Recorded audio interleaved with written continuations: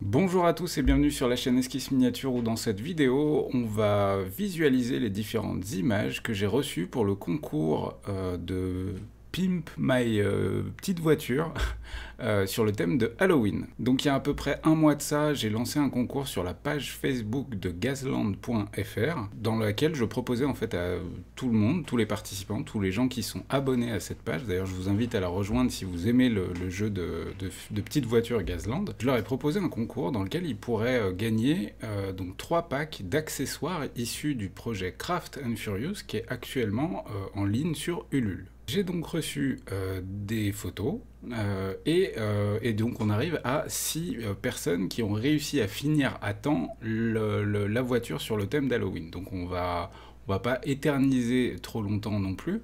Et puis on va prendre en compte ces 6 participants. Et du coup ce que je vous propose c'est qu'on les regarde ensemble et puis qu'on en parle tout simplement.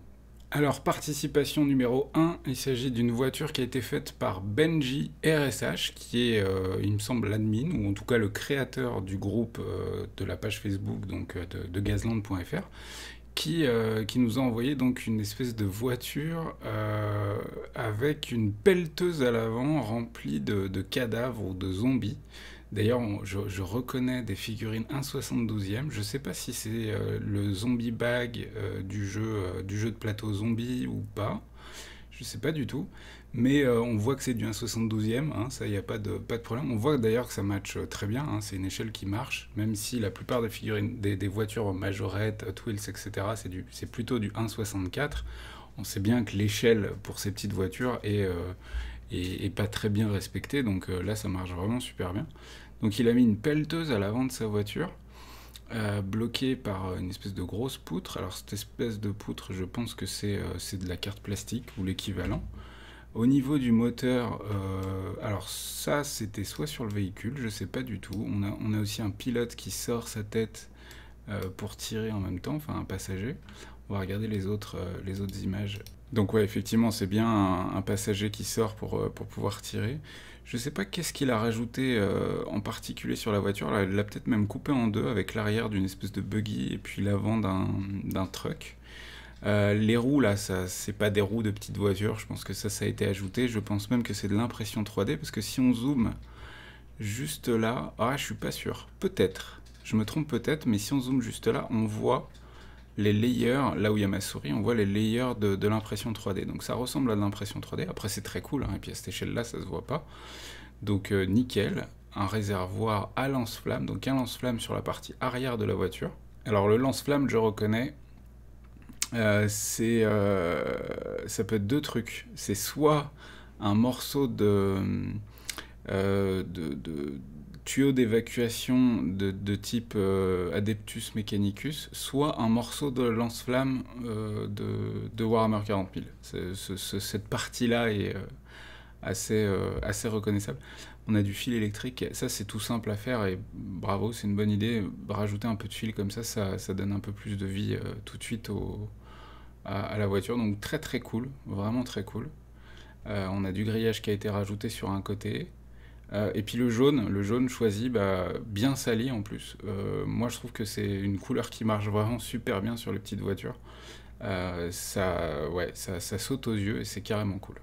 Donc ça c'était Benji RSH. On passe à la création de Jimmy Trifot, donc encore une fois sur le groupe Gazland.fr qui nous a fait un bus, type bus scolaire américain, vous savez. Mais là, c'est clairement devenu un espèce de bateau pirate, et c'est trop cool. Je trouve vraiment la modif super bien faite. J'aime beaucoup Jimmy, comment tu as travaillé la rouille sur le véhicule. C'est vraiment très cool. Encore une fois, le jaune et le orange qui mettent en valeur tout cet aspect de rouille autour et métallique. Donc on a un filet sur le côté, on a des planches qui ont été rajoutées ici, de la carte plastique sur la partie arrière du véhicule pour créer cette espèce de pont supérieur sur le bus. On a un petit encre de bateau ici qui sert à que dalle, mais logique. Sur la partie arrière, on a une espèce de poupe qui a été faite, je sais pas comment, mais c'est cool parce qu'on voit les rayures du bois et tout. Donc ça c'est vraiment génial avec Gasland, on peut vraiment faire absolument ce qu'on veut. Il a rajouté un mât avec un voilage, d'ailleurs le voilage on le voit bien ici, donc ça ressemble à un espèce de papier mouillé et puis séché pour former cette espèce de voile, puisque je pense que maintenant il est rigide, je peux me tromper, hein. N'hésite pas dans les commentaires à nous dire comment tu as fait. Avec un joli freehand sur le drapeau, donc avec un crâne, donc là c'est évident que c'est du... Je me souviens plus du nom de la bande de Gasland qui est vraiment sur le thème pirate, mais ça marche super bien. Sur le haut, on rajoute des roues. Ah ouais. Si vous n'avez pas d'idée sur comment pimper un véhicule, vous rajoutez des roues comme ça sur le côté avec de la chaîne sur le dessus, peu importe où, ça marche. En fait, ça fait un peu comme des espèces de pare-chocs caoutchouteux, quoi. Et voilà. Là, on a ça. Je pense que c'est une carte au trésor. Ouais, peut-être, tout simplement. Et puis donc, le pont supérieur du bateau, donc on voit qu'il a mis des canons. Je sais pas d'où sont issus ces canons, mais encore une fois, c'est très très cool. Ça ressemble aussi à de l'impression 3D, donc vraiment très bonne idée. Pareil pour les petites caisses à outils, là, on voit même les détails avec les clés Allen, les clés à molette, etc. Donc super cool. Encore une fois, hein, j'aime beaucoup comment tu as traité la rouille. On peut même voir que tu as texturé la partie où on voit pas la couleur de la peinture, donc la partie rouille, tu l'as légèrement texturée, c'est très cool. Ça rajoute encore plus de réalisme au vieillissement du véhicule, quoi. Là aussi, ouais, en fait, t'es resté vraiment dans le thème pirate, c'est vraiment très très cool. À l'avant, on a une espèce de grosse lame de bulldozer, encore une fois, hein, ça marche toujours, des crânes squelettes, un harpon. Donc ça, je pense que ça va être un war rig. Donc bravo pour ce war rig, Jimmy Trifo, vraiment super classe. Le troisième participant, c'est Klaus Zwanzig, et tu m'excuses si j'écorche ton nom. Donc là, on voit que tu as modifié donc je pense que ça ressemble à un camion d'aéroport, là, vous savez, les camions plats qui passent sous les avions pour refaire le plein, etc. Et tu as coupé une partie de la caisse pour y mettre des chenilles. Et ça, c'est une plutôt bonne idée. Ça fait toujours un véhicule assez plat, mais c'est cool. Tu as mis du grillage au niveau des fenêtres.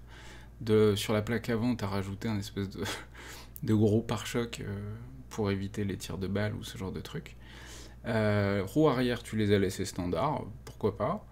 Tu as rajouté des pics. Et alors là, sur le dessus, c'est vraiment la zone la plus travaillée du véhicule. Donc on a des enceintes que tu as fait avec tes petites mains, je pense, parce que c'est des cubes. Alors je sais pas ce que tu as pris comme cube par contre, mais tu as rajouté du grillage à l'intérieur et ça marche super bien pour faire des enceintes. Et donc on a un chanteur sur la partie haute, un espèce de cultiste rocker, et on a un autre membre d'équipage sur le véhicule posé avec un espèce de lance-flamme ou fuseur. Encore une fois, on reconnaît cette partie qui est très utilisée. Tout ça, vous pouvez le trouver dans vos rabios de chez Games Workshop. Je suis curieux de savoir où tu as trouvé les figurines, parce que je ne les reconnais pas. Et alors, je connais pas toutes les figurines de la Terre, mais pour le coup, celle-là, ça me dit rien du tout. Et en plus, au niveau de l'échelle, on voit que c'est un peu trop gros pour du 1,64, mais ça marche quand même. Donc, bravo à toi, Klaus Zwanzig. On passe à Milk Léa, qui a réalisé un 4x4, un espèce de gros 4x4 avec les roues vraiment sur la partie extérieure, des espèces de grosses roues de Monster Truck. Halloween, là on le voit, hein, il y a des citrouilles un peu partout, il y a du orange, il y a un chaudron. Je ne sais pas comment tu as fait cette partie supérieure qui représente peut-être un petit peu les volutes de fumée au-dessus du chaudron, c'est très cool. Les bougeoirs aussi, les bougeoirs, vraiment super. Je sais pas où tu as récupéré ça, mais ils sont vraiment super jolis. La peinture aussi des bougeoirs est vraiment très très bien faite. Non, très très cool. Et puis, alors toi, tu as mis un pare-choc sur la partie arrière du véhicule. Donc c'est particulier, mais pourquoi pas. Et donc alors ça ressemble à de l'orque à 200 km. Je saurais pas te dire d'où tu as chopé ça, mais une belle mâchoire d'orque avec sur l'avant un pot d'échappement qui part carrément de la caisse avant et qui se finit en tête de mort. Non, c'est très cool, vraiment très cool.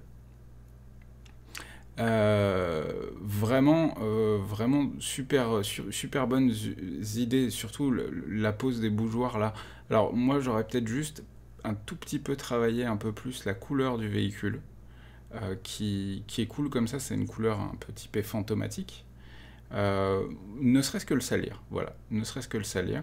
Puis pareil pour les roues, là on voit qu'il y a quelques endroits où on voit la colle sécher, tu sais, qui blanchit le plastique. Ça c'est pareil, avec un petit coup de peinture, tu peux aisément cacher tout ça. Mais en tout cas, tu as vraiment une très bonne base d'un gros véhicule sur le thème de Halloween, donc bravo à toi Milk, Léa. C'est maintenant au tour de Philippe Kless. Alors, encore une fois, je m'excuse si je mange vos noms ou vos prénoms. Et alors là, on est vraiment sur de la voiture fantomatique, et puis même des espèces de petits véhicules sur le côté fantomatique. Donc là, on voit une espèce de roue squelettique. Ça ressemble à un truc chopé sur un char squelette, par exemple, du Rabio. Pareil pour l'espèce de crâne de cheval squelette. Non, non, c'est vraiment très cool. Et alors là, je pense que toi, tu as beaucoup travaillé soit au milliput, soit au green stuff, pour ajouter en fait toutes ces zones de, de volume pour donner l'aspect fantomatique à tout ça. Et je trouve que tu t'es carrément bien débrouillé. Et puis surtout, la couleur choisie, ça me dit quelque chose. On dirait du contraste. Je ne me souviens plus du nom, mais c'est une teinte que je connais. Et c'est vrai qu'elle marche super bien pour donner un aspect fantomatique au véhicule. Donc bravo, c'est super original. Là, on est vraiment parfaitement dans le thème d'Halloween, du fantôme, du squelette. Nickel, on dirait la voiture de Ghostbusters. Elle a même pas de roue, elle vole, hein, elle a été posée sur des tiges sur leur socle.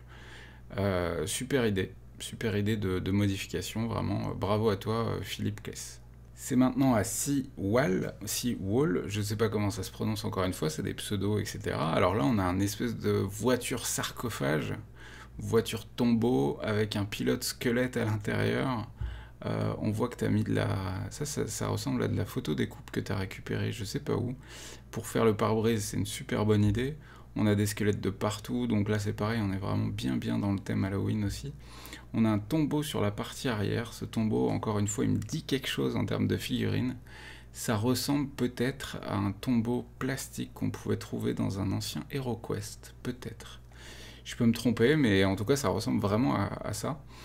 Vraiment très cool. Alors sur les côtés, sur la partie avant, d'accord, j'avais pas compris. Il y a la mâchoire squelette qui passe, une immense mâchoire squelette qui passe sur la gauche et la droite de la voiture. Et ça ressemble à un truc qu'on pouvait trouver dans les presses il y a quelques années, où on pouvait trouver, vous savez, avec les Atlas, Hachette et tout ça, tous les mois on pouvait trouver un squelette à monter. Et le premier numéro, c'était une partie du crâne, il y avait la mâchoire, et beaucoup de miniaturistes ont acheté ce numéro qui était à 1 ou 2 euros, parce qu'en fait on peut s'en resservir pour faire du décor. Et ça ressemble à ça.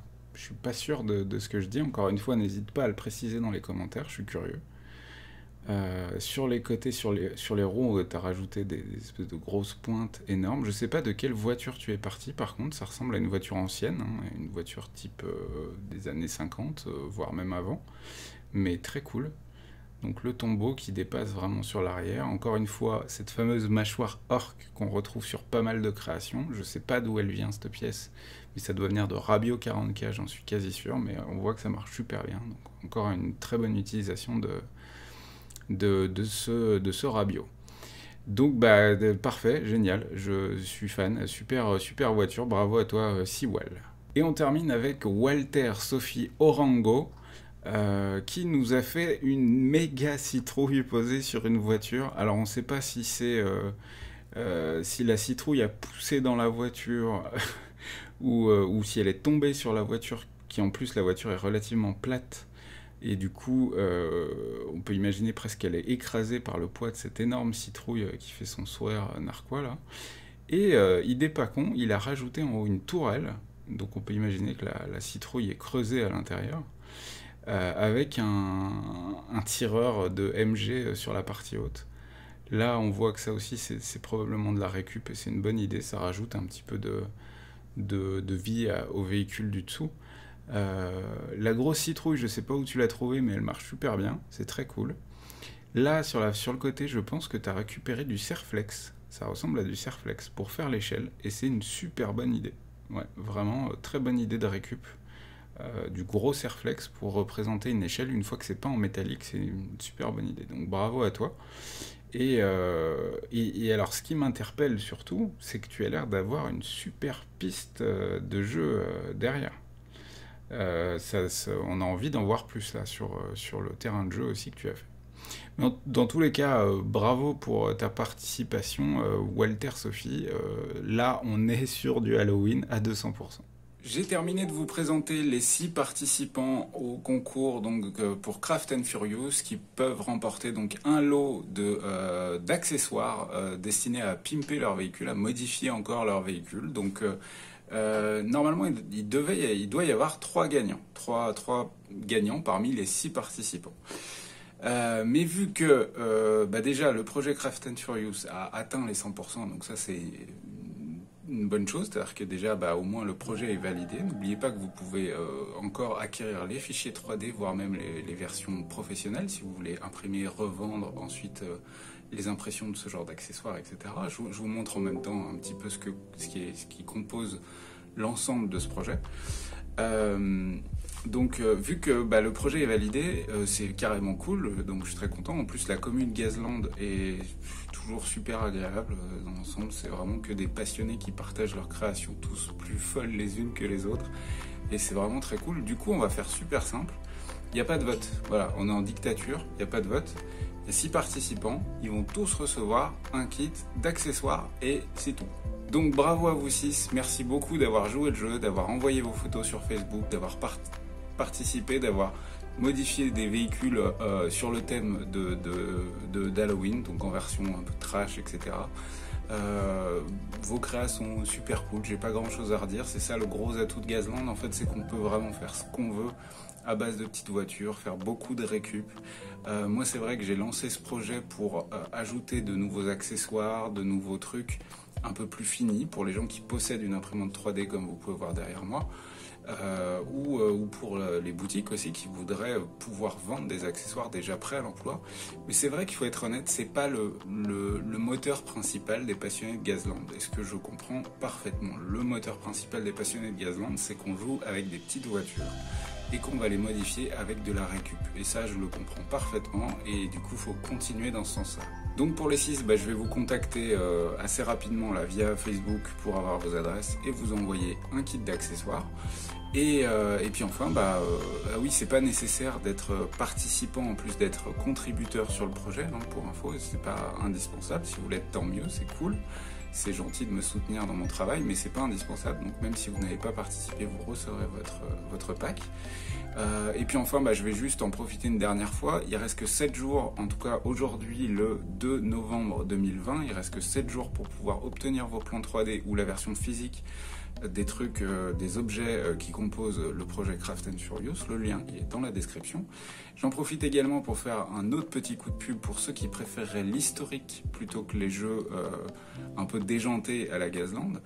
J'ai aussi un projet Renfort Seconde Guerre mondiale qui est actuellement sur Game on Tabletop. Donc c'est pareil, le lien est en description. Donc merci à vous d'avoir regardé cette vidéo. Comme d'habitude, je vous souhaite bonne peinture et bon jeu et on se retrouve très vite pour des nouvelles vidéos. Ciao ciao!